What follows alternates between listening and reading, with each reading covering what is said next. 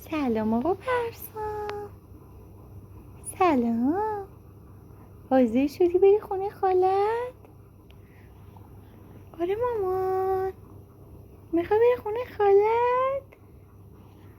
آره زیبای من، زیبای مامانی. خب بری خونه خالت؟ آره بگو آره بابا، با این جورابای کوچولو. پرسام آقا زیبا جون بابا.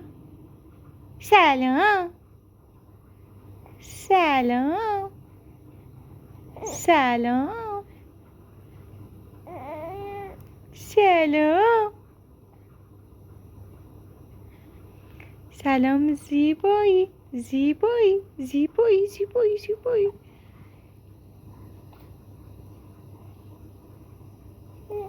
جون